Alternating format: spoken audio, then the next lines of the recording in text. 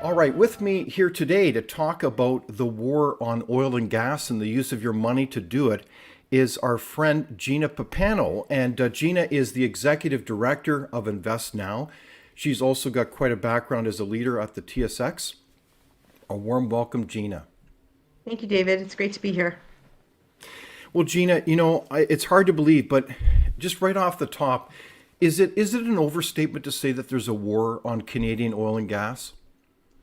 No, unfortunately, it's not an overstatement. It's happening. There is a war against Canadian oil and gas, and it's being waged by our government, our financial institutions, and there's a lot of hostility towards the oil and gas sector in Canada. In fact, Yeah, it seems like people want to destroy it. so they want to shut it down. And I guess the question off the top is to ask a crazy question: is that not a good thing? I mean, shouldn't we be doing that so that we can safeguard our environment and move away from oil and gas? No, this is chasing an impossible dream. We need oil and gas. We will be needing oil and gas for a long time to come. We need Canadian oil and gas especially because we have good corporate governance. Our companies have environmental standards, very high environmental standards. And so just to do away with the Canadian oil and gas sector does not mean that oil and gas will stop being there will stop being a demand for oil and gas. That is not the case as Indeed. demand keeps going up. And so, what I find fascinating is that we're going to dare to peel the perennial onion here as we talk about how they're going about this war and what this means for Canadians, because obviously energy is foundational to our way of life. So, before I kind of go into that background with your kind help, Gina, I did want to learn a little bit more about yourself. So, Gina, you've got quite a background within the financial industry, including working on the TSX. Can you tell us more about what you did there? Yes, I was head of market intelligence for the Toronto Stock Exchange and TSX Venture Exchange, and I was doing that for 15 years. And it was really there because I'm from Toronto. It was really at the stock exchange that I learned about the importance of our resources sectors. But I learned the importance because we were in the group that I worked at. We were going around the world pitching companies to list on the exchanges, and the main reason was to access capital. And when I left the exchange to start Invest Now, I was seeing that people were trying to not have access to capital for oil and gas companies. They were trying to restrict capital. And I wanted to do something about that. And so I founded Invest Now to fight back. So let's just back up for a sec. So it's fascinating. You're on certainly Canada's premier stock exchange. As companies from around the world come to list and try to raise money for their business to do everything, including employ people, and you noticed a particular pattern where there was an effort as years go by to basically throttle back the money available for Canadian oil and gas. In other words, oil and gas companies are finding it increasingly hard to even get a loan. Is that what Yes. you're saying? Yes, it's becoming increasingly harder for companies to finance their operations, for oil and gas companies to finance their operations. And it is really nothing more than um, banks and financial institutions and endowment funds are caving to environmental and climate activists that are trying to push their ideologies. There's really been no, and so they're saying do not invest in oil and gas companies any longer. This will help the world. Wow. So this is stunning because they basically want to shut it down and they're going about it in a particular way. So we're going to take the deep dive in that. But, I mean, this almost seems insane. It's almost like a kind of collective suicide of a nation when you talk about the need for affordable, reliable, dependable Canadian oil and gas. I mean, and what I find so outrageous about this, and I heard this internationally from actor after actor, is Canadian oil and gas has a fine reputation as a responsible corporate actor who does their work with great care, and they're one of the leaders. In fact, that's why a lot of Canadian oil and gas expertise goes around the world, That's right. all kinds of projects, and a lot of Canadians, frankly, don't realize this. But this is the reality. And then here we have other institutions and actors that we would trust, like our bankers, for instance, that are Hmm. actually behind the closed doors, or actually not even closed doors now, I guess, Gina, but No. trying to shut it down. This is crazy, isn't it? Yes, oil and gas is one of our country's most productive sectors. And I guess the other piece of it is if you shut down the Canadian oil and gas sector, that does nothing to reduce the demand for oil and gas. So we're basically giving away our golden goose or shutting down our golden goose and Hmm. to someone else's or to another country's advantage. So we're giving Yeah, away our advantage for no solution. It's not helping matters. And we're just it's really really, as absurd. you said, we're killing an industry that's one of the most productive industries in Canada.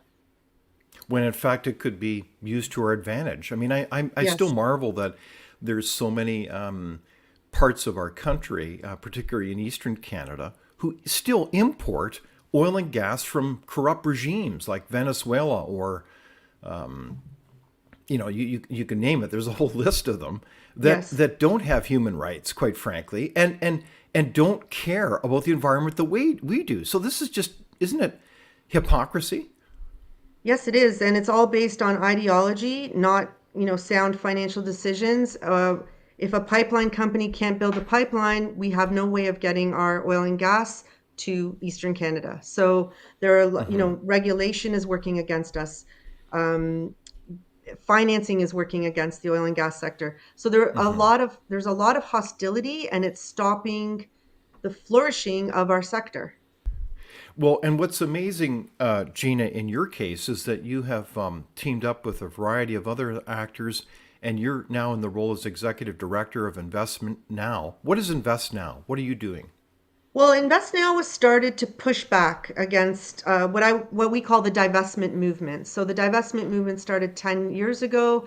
It's a global movement.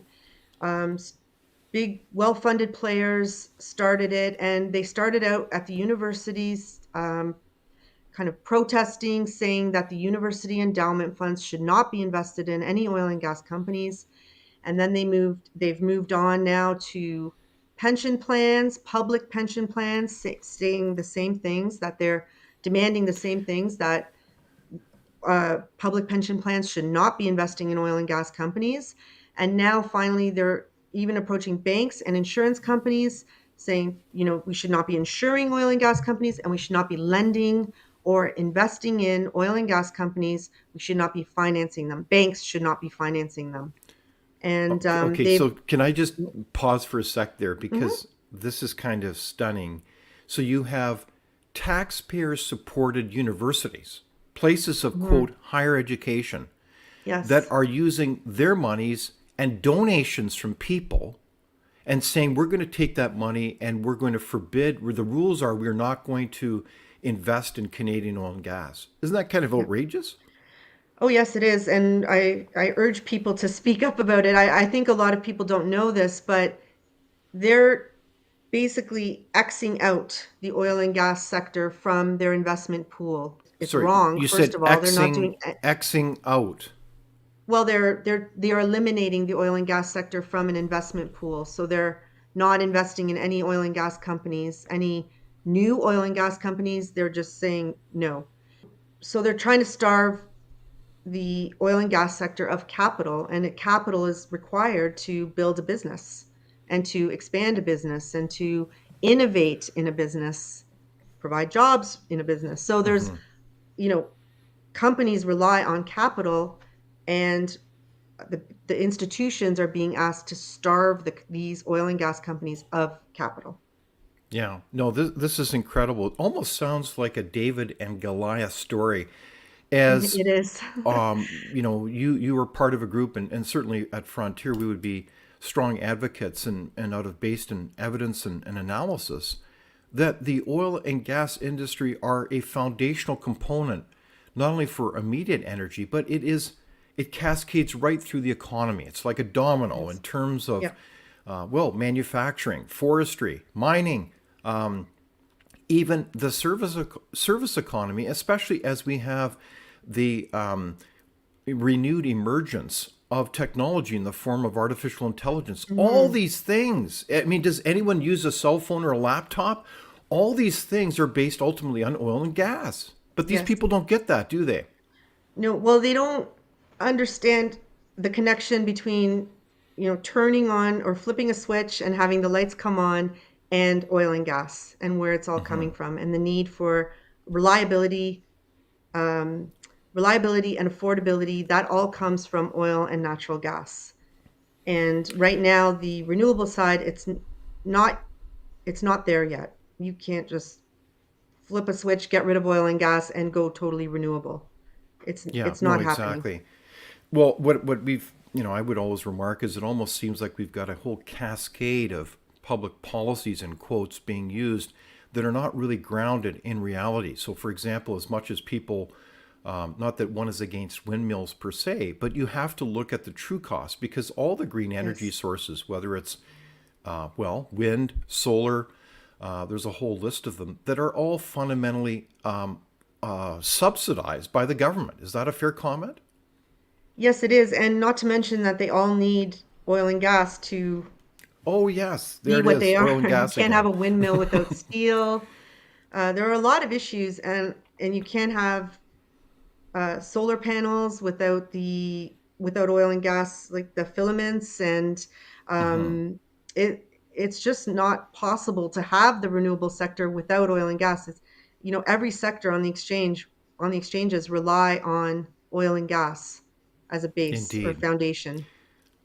Yeah, so let's bring some reality therapy to this, whole set of delusional policies that are really leaving us astray.